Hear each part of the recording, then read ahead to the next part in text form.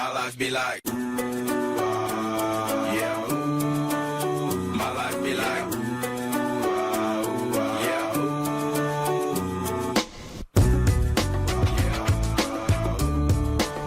My life be like, Hola, soy Fabricio, les voy a contar unas historias de terror de alto miedo. Había una vez una chica llamada Verónica, ella era una de esas que se ríen de lo oculto, ya sé sus amigos tomaban exageradamente esas cosas. Un día unos de sus amigos llamado Daniel propuso ir a invocar espíritus en la casa de la esquina, estaba abandonada y muy sucia, tenía un aspecto sombrío que crecía al llegar la noche. Verónica, ¿vienes?, le dijo Daniel. Claro, dijo Verónica. Una de sus amigas, llamada Mari, le dijo que no vaya, ya que sabía cómo era su amiga. Pero Verónica no le hizo caso. Llegó la hora, los amigos, a excepción de Mary, estaban en el umbral de aquella casa, se dispusieron a entrar, la puerta hacía un ruido agudo. Le falta aceite, dijo Verónica. Ya estaban todos tomados de la mano en un círculo, los chicos decían palabras raras ininteligibles para Verónica, ella hacía muecas y se reía, se burlaba de sus amigos. De repente una silla que estaba en una esquina salió disparada contra Verónica, quien cayó muerta. Todos los chicos huyeron, Daniel se quedó con los ojos mirando al vacío, mudo e inmóvil al lado de su amiga Verónica. Pero un chico volvió para traer a Daniel, pero Verónica ya no estaba. A la mañana siguiente Mary fue a la tal casa, no creía lo que le pasó a Verónica, al entrar vio reflejada a su amiga Verónica en el espejo con un tarro de aceite en la mano. Gracias al cielo. Me restía a creer que te pasó algo, gritó Mary. Verónica no respondió, se quedó mirando fijamente a Mary, luego desapareció su reflejo del espejo. Mary se asustó, en ese mismo momento el espejo se rompió, Mary salió corriendo y no le contó a nadie lo sucedido. Se dice que a la noche se escucha rechinar la puerta de aquella casa y que si dices Verónica 9 veces frente al espejo, los seres de lo oculto se vengarán de ti. Una muerta en el autobús. Un autobús de servicio nocturno hacía su ronda por el centro de la capital, aunque en fin de semana solía ir lleno de jóvenes que regresaban de fiesta. Entre semana el transporte no llevaba a más de 3 o 4 personas en cada viaje. Sandra era una de esas trabajadoras noctámbulas que terminaban su jornada laboral al amanecer, pero hoy había tenido suerte y se pudo escapar un par de horas antes de la empresa donde trabajaba como teleoperadora. Mientras subía al autobús iba pensando que con un poco de suerte podría dormir del tirón y levantarse a una hora normal, como el resto de sus conocidos, para pasear por el parque a la luz del sol.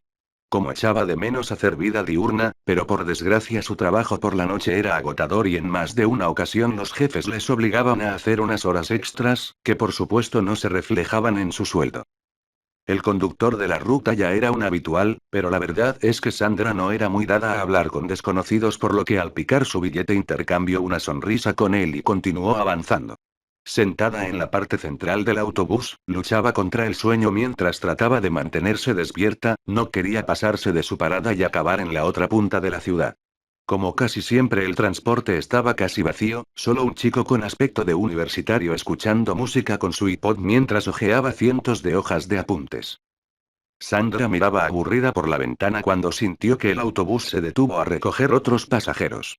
2 hombres subieron colgando de sus hombros a una mujer que parecía inconsciente, muy probablemente se hubiera pasado con la copa si sus amigos la estuvieran llevando a casa. Era el pan nuestro de cada día durante el fin de semana, pero un martes era más extraño ver un espectáculo como aquel.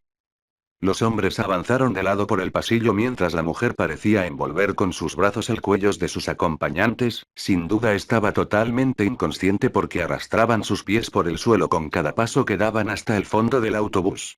Una vez allí se sentaron en la última fila, uno a cada lado de la mujer. Su aspecto desaliñado y el pelo cubriendo su cara impedían ver si se encontraba bien.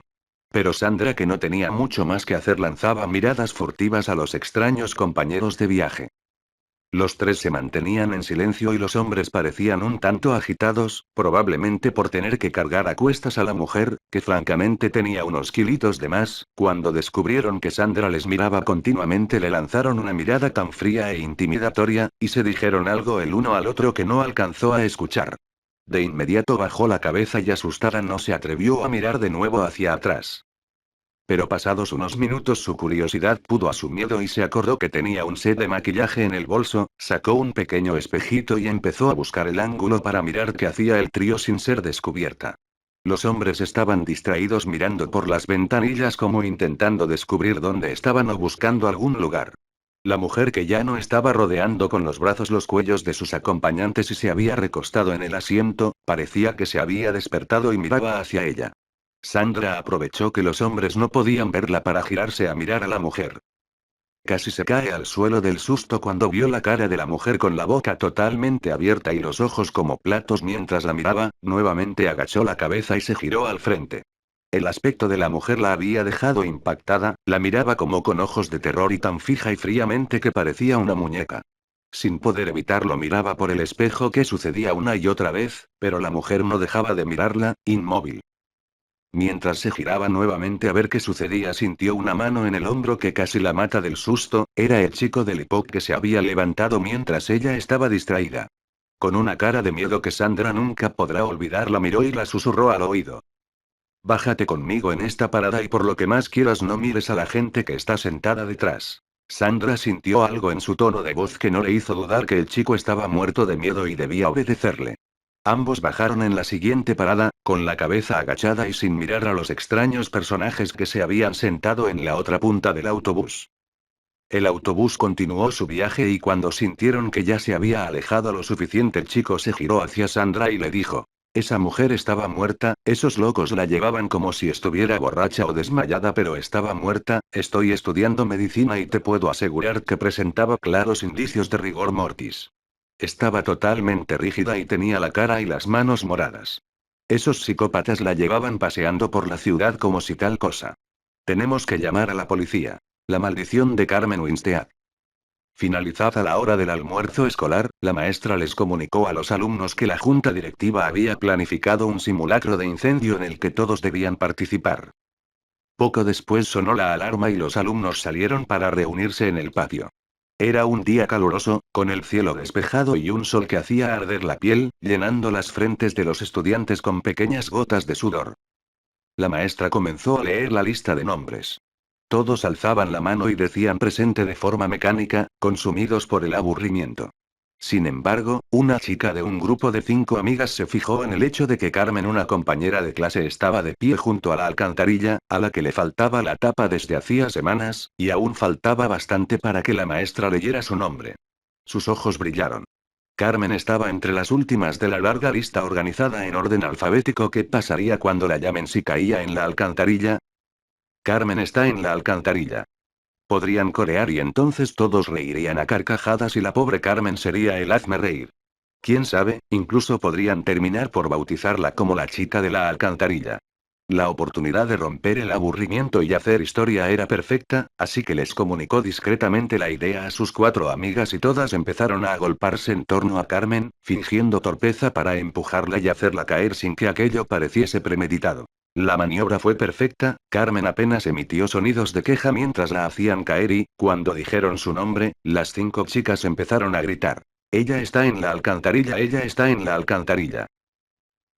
Un mar de carcajadas se desató, pero las risas empezaron a silenciarse cuando la maestra se acercó a ver y, antes de que emitiera palabra alguna, se giró y miró a todos con una mueca impregnada de angustia y terror. La situación no inspiraba risa alguna. Carmen había caído de cabeza en el hueco y al aterrizar su cabeza se había torcido hacia un lado en una posición totalmente imposible, su cara casi sin piel después de haberse raspado contra las paredes de la alcantarilla en la caída y una mueca espantosa como si hubiera tratado de gritar y no hubiese tenido el tiempo suficiente. La sangre se dispersaba en un charco que se mezclaba con el excremento húmedo y maloliente que impregnaba todo su cuerpo. Las 5 chicas se acercaron a ver. Una lágrima asomó tímidamente en la mejilla de la autora de la broma mientras sus ojos atónitos contemplaban como una gorda cucaracha yacía sobre lo que alguna vez fue el rostro de Carmen, moviendo sus antenas como para ver si todo estaba bien. Pero nada estaba bien, y ella y cada una de sus amigas se sintieron como uno de esos repulsivos insectos cuando la policía vino y determinó que Carmen tenía el cuello roto y estaba muerta. Según dijeron, al caer Carmen se golpeó con las escaleras metálicas, de tal forma que perdió la cara y después se rompió el cuello al estrellarse contra el cemento.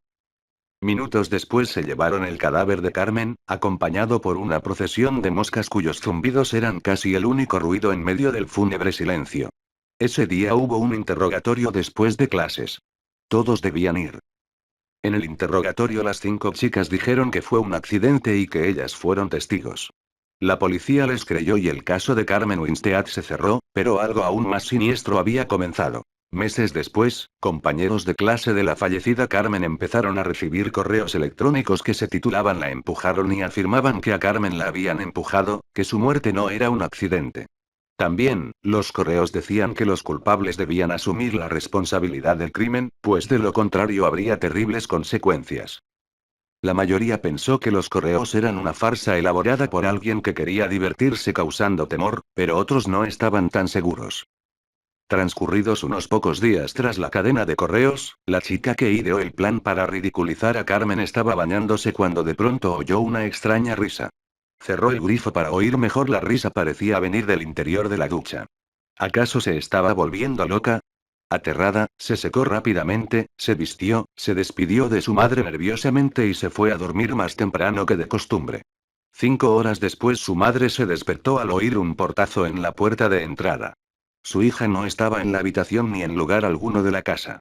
Llamó a la policía, pero los agentes poco podían hacer al respecto, ya que no se podía interponer una denuncia en personas desaparecidas hasta que transcurrieran 48 horas, aún así prometieron a la desconsolada madre patrullar las calles cercanas para buscar a su hija. La búsqueda de familiares y amigos tampoco tuvo éxito y la chica no apareció aquella noche. La mañana siguiente, mientras el conserje del colegio limpiaba las hojas secas del patio, se encontró que la tapa de la alcantarilla que habían vuelto a colocar después de producirse la trágica muerte de Carmen había sido levantada y apartada a un lado. Al asomarse descubrió algo realmente escalofriante. Parece que la chica desaparecida la había retirado antes de lanzarse de cabeza por el conducto y se encontraba en el fondo con el cuello roto y la cara destruida, borrada por los golpes que se había dado al caer y golpearse con las escaleras metálicas de las cloacas. Una muerte idéntica a la que sufrió Carmen. El mismo destino les esperaba a las otras 4 culpables de la muerte de Carmen. Tras la muerte de las 2 primeras, un equipo del ayuntamiento soldó la alcantarilla para que nadie más pudiera abrirla. Sin embargo, eso no pareció impedir a la tercera víctima arrancarla del suelo, algo que requería una fuerza sobrehumana. Por supuesto, esa fue la gota que colmó el vaso y se decidió colocar vigilancia a las 24 horas del día en ese peligroso punto de encuentro para suicidas. Las 2 víctimas restantes murieron de la misma forma, pero el espíritu de Carmen en esta ocasión las guió hasta alcantarillas cercanas a sus domicilios. La vigilancia podría frustrar sus planes. Una por una cayeron en las alcantarillas, perdiendo el rostro y rompiéndose el cuello. Todas se habían quedado dormidas antes de su trágica muerte. En ese momento, cuando se encontraban más vulnerables, Carmen aprovechaba para poseer sus cuerpos y guiarlas como si se tratara de un caso de sonambulismo hacia una muerte tan cruel como la que ella había sufrido. Un destino cruel porque podían sentir todo lo que ocurría pero no tenían control sobre su cuerpo. Pero la cadena de muertes no se detuvo ahí, ya que posteriormente otros compañeros de clase de Carmen también fueron encontrados muertos en distintas alcantarillas, con el cuello roto y el rostro anulado. Ellos y ellas también se habían dormido antes de aparecer muertos. Resultaba muy inquietante pensar que todos esos otros compañeros muertos no habían creído en los correos electrónicos que afirmaban que Carmen fue empujada. ¿Acaso el espíritu de Carmen se estaba vengando? ¿Podría eso explicar muertes tan extrañas en las que no se entendía cómo diablos los cuerpos habían ido a parar a la alcantarilla sin que nadie advirtiese con claridad el rumbo que las víctimas tomaban antes de ser asesinadas? El espíritu de Carmen Winstead andaba suelto y, quien no creyese que ella fue empujada, corría el riesgo de ser castigado con una muerte semejante a la de Carmen, muerte que caería sobre él o ella durante las horas de sueño, con un sigilo que solo se rompería al caer por la alcantarilla.